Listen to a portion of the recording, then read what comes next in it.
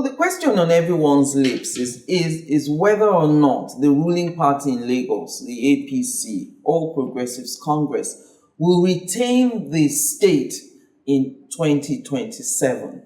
And that's because the race in Lagos is very critical.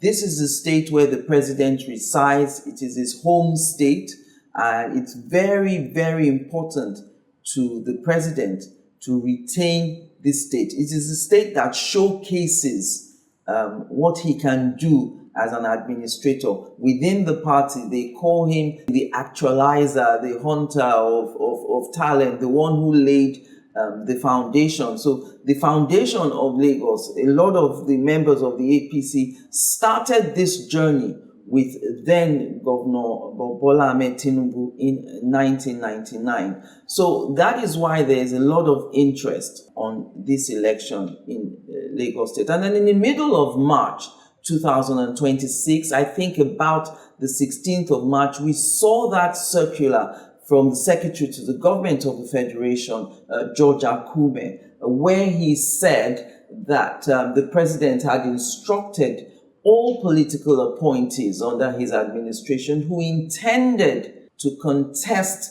elective offices in 2027 should resign their appointments on or before the 31st day of March 2026. Now, you have to make a difference. There's political appointees, and then there are those who are elected. So if you're elected and you're seeking further office, this directive has nothing to do with you. The appointees are those that this directive is directed at. And it's a risk.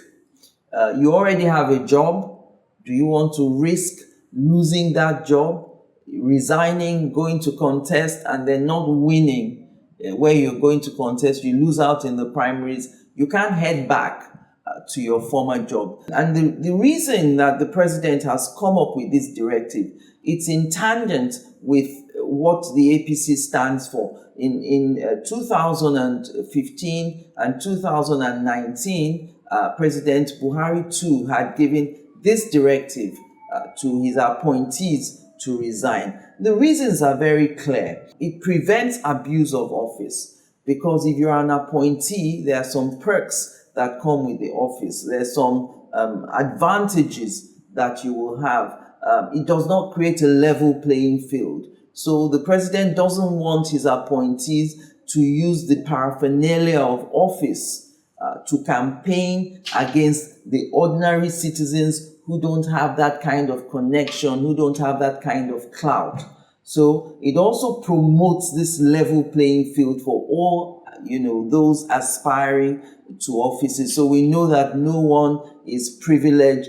There is no bias one way or the other. The president doesn't want anyone to use the tools or perks of his office to dominate any campaigns and edge out those who don't have that kind of advantage. So following that directive, the SGF went further to announce the appointees that are affected by this directive. So we have ministers of state, special advisors, senior special assistants, personal assistants, director generals, chief executive officers of federal government parastatals, agencies, commissions, and any and all government-owned businesses, companies, as long as you are an appointee of the president and you intend to contest elections